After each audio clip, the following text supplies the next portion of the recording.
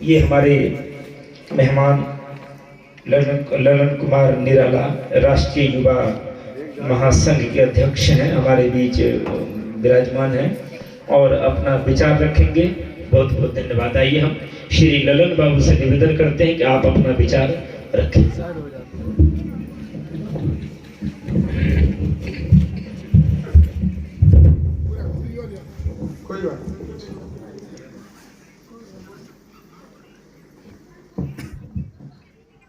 आज के इस श्रद्धांजलि सभा में जीवन ज्योति केंद्र पटना पूर्णिया से आए संत श्री महेंद्र साहब और मंच पर उपस्थित मुद मंगलमय संत समाज ग्रामीण बंधु, आज हम लोग एक सामाजिक कार्यकर्ता भाई कमलेश जी के पिताजी के निधन के पश्चात उनके आत्मा की सद्गति हेतु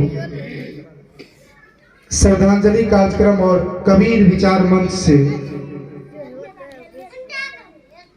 जीवन ज्योति केंद्र पूर्णिया से संत महात्मा लोग उपस्थित हैं और संत मत के भी साधु इस मंच पर उपस्थित हैं। मैं सबों के सामने, आप सबों के सामने आशीर्वाद लेने लायक हूं, लेकिन समाज में जो अंधविश्वास, पाखंडवाद, बाह्य आडंबर, ब्राह्मणवादी व्यवस्था दीमक की तरह चाटता जा रहा है।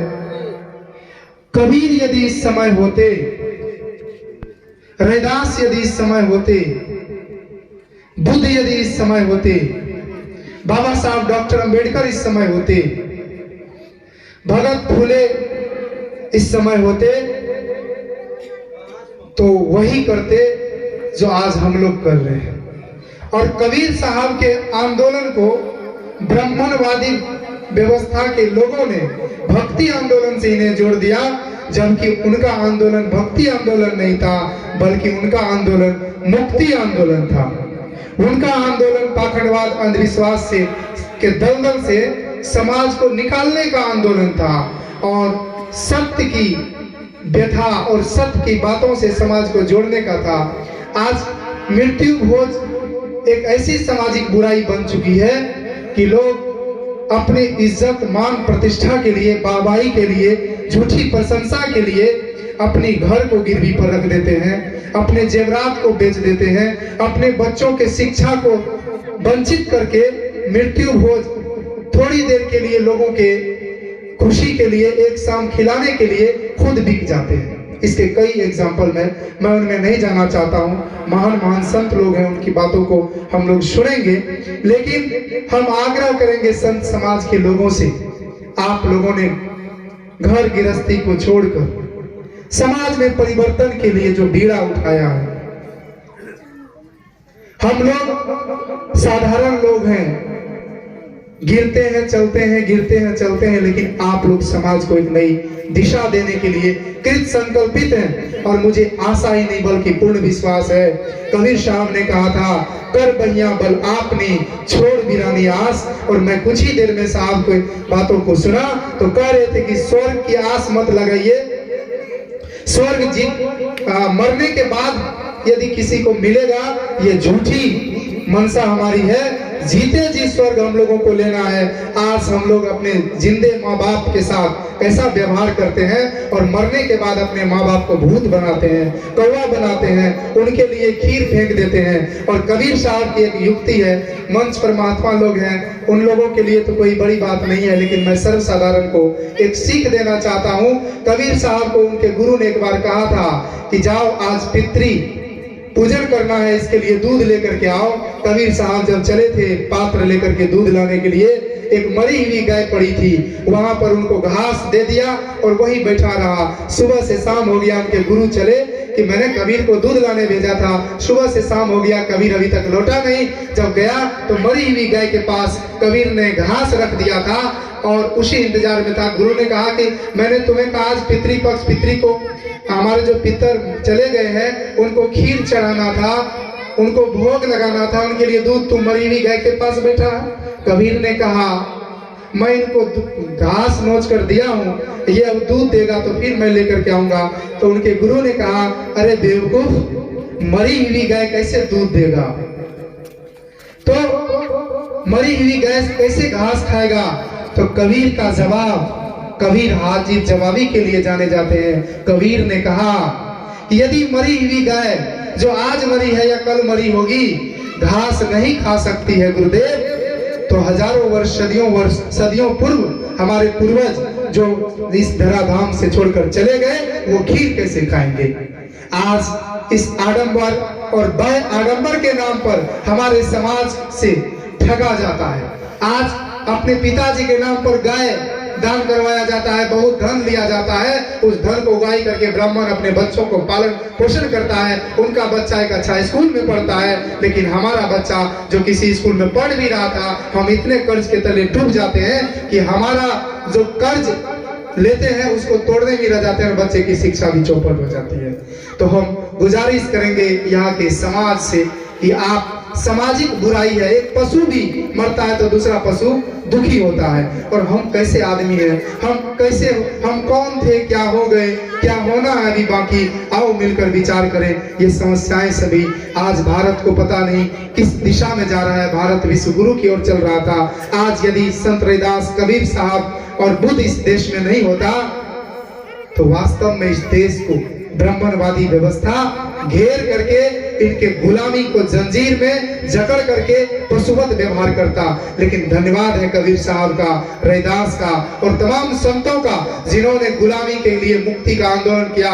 और कबीर ने तो ललकारते हुए ब्राह्मणों को कहा था, और एक बात नहीं, हजारों पंक्ति से उन्होंने ब्राह्मणवादी व्यवस्था, मनुवादी व्यवस्था और सामाजिक कुरीति के खिलाफ जो विद्रोह कबीर साहब ने किया, वो विद्रोह आज तक किसी में दम नहीं है। इसलिए हम संत समाज से आग्रह करेंगे, आप लोग यदि बोलेंगे, आप लोग यदि समाज को दिशा देंगे तो इसका समाज पे गहरा असर होगा और समाज को एक नई रोशनी की तरफ जाएगा। और संत गाडगे जी महाराज इस देश में बहुत बड़े संत हुए, उन्होंने कहा था आधी रोटी खाओ लेकिन शिक्षा से दूर मत हो। इसलिए हम आग्रह करेंगे, आज मान लीजिए कमलेश जी भोज 3 दिन करते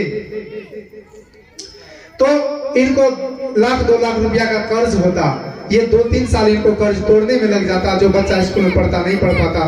कोरियापट्टी पूरब के मुखिया साहब जी राजेश कुमार यादव, उनके माँ मरी है 15 रोज पहले। वहां हम लोगों ने उनको जाकर के कहा कि मृत्यु भोज बहिष्कार का फैसला प्रस्ताव देते हैं, इस पर आप लोग विचार कीजिए। विचार करने के पश्चात मुखिया जी ने कहा, हमने पूरी नफा नुकसान दोनों समझाया।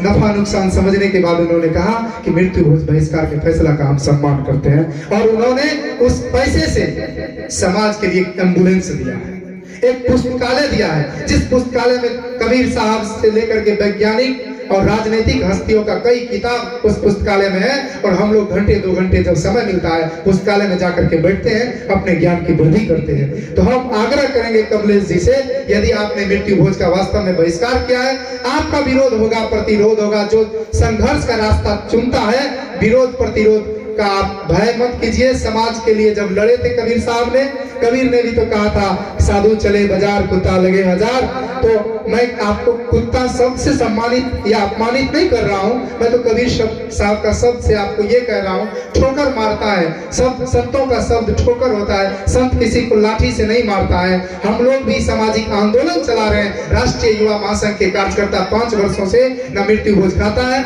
न खिलाता है। सामाजिक अपराध है, सामाजिक बुराई है, सामाजिक अभिशाप है मृत्यु भोज। आप लोग बताइए, अच्छा है सामाजिक भोज, ये मृत्यु भोज या बुराई है? आप लोग थोड़ा हाथ उठा करके कहिए, मृत्यु भोज बुराई है या अच्छाई है? हाथ उठा के कर दीजिए चाचा जी, बुराई है या अच्छाई है? बुराई है। तो इस बुराई के कलंक के प्रथा को आज देखिए, संत मत के साधु को हम कहना चाहेंगे, इस देश में कई पंथ है, कबीर पंथ है, गौरव पंथ है और ये जो लहसुन प्याज नहीं खाता, क्या कौन सा है? आनंद मार्ग है, गायत्री है, सब लोगों ने मृत्यु भोज के खिलाफ आंदोलन छेड़ रखा है। संत में योगानंद बाबा है, सत्यानंद बाबा है, ये लोग जहाँ मृत्यु भोज होता है वहां जाते भी नहीं है। दूसरा दिन बोलते हैं श्राद्ध के बाद सत्संग करिए। तो आप लोग ऐसा मत कहिए, हम लोग मृत्यु भोज पर मीटिंग सिटिंग लोगों को कह करके थक चुके हैं, इसलिए आप लोग इस पर बिना टीका टिप्पणी के समर्थन दीजिए ताकि समाज इस बुराई से और आर्थिक अपव्यय से बच सके। इसलिए एक बार हम आग्रह करेंगे सब लोग हाथ ऊपर उठा करके इस मृत्यु भोज जैसे अपराध से समाज को मुक्त करने के लिए आप अपना आशीर्वाद और अपना राह समाज को दिखाइए, ताकि देखिए जिंदा मछली का प्रमाण होता है कि धारा के विपरीत चलता है, लेकिन मरा हुआ मछली धारा के साथ बह जाता है और मरा हुआ मुर्दा को भी 4 आदमी मिल जाता है। लेकिन हम लोग जिंदा हैं तो जिंदा होने का प्रमाण होना चाहिए कि हम लोग यदि 5 लोगों को समाज में ये संदेश देंगे कि मृत्यु भोज बुराई है और इससे यदि आपको मृत्यु भोज, मैं ये नहीं कहता हूँ कि किसी को बचाव कर रहा हूँ, 2 लाख यदि 1 लाख रुपया उससे लेना है, आपको लगता है कमलेश तो 25,000 50,000 जो खर्च होना था उसको समाज में स्कूल पर अभी गया था, स्कूल की स्थिति दयनीय है, वहाँ एक पुस्तकालय बच्चों के लिए बना दीजिए, वहाँ एक शौचालय बढ़िया से बनवा दीजिए, वहाँ अलग अलग व्यवस्था, गाँव में चौपाल लगता है वहाँ बैठने की व्यवस्था करिए। आज हमारे गाँव का समाज का लड़का नशेड़ी बन रहा है, हाथ में उनके हाथ में पिस्तौल आ गया है, किसी पर गोली चला देता है। आज ये गोली चलाता क्यों है, इस पर हम लोगों को सोचना होगा। हमारा ही समाज का लोग हमारा दुश्मन क्यों बन गया, हमारा ही समाज का बच्चा आज राक्षस की रास्ता पर क्यों चल रहा है, क्योंकि हम उनको व्यवस्था नहीं दे पा रहे हैं। हम उनको, आज सत्संग में जितने लोग बैठे हैं एक भी युवा नहीं है। जब तक इस देश का युवा नहीं सुधरेगा, जब तक इस देश का युवा सत्संग और सुधार आंदोलन से नहीं जुड़ेगा, इस देश का कायाकल्प होना संभव नहीं है, क्योंकि क्रांति बूढ़े लोगों से संभव नहीं है। और एक पाश्चात्य वैज्ञानिक हुए मेजनी क्रांतिकारी, उन्होंने कहा था यदि क्रांति करना है तो क्रांति की बीड़ा समाज के नवयुवकों के कंधों पर दे दो। यहाँ के युवा कौन सा संगठन बनाए हैं? युवा शक्ति संगठन बनाए हैं और कई सामाजिक काम भी कर रहे हैं। उनको हम अपना शुभ आशीर्वाद देते हुए पुनः कमलेश जी के पिताजी के चरणों में अपना नमन और श्रद्धा के पुष्प अर्पित करते हुए, संत महात्माओं के चरणों में अपना प्रणाम निवेदित करते हुए, यदि मैंने कहने में कोई गलती की होगी तो इसके लिए क्षमा याचना करते हुए अपनी बातों को विराम देता हूँ। जय भारत, जय भीम, जय संविधान, जय विज्ञान।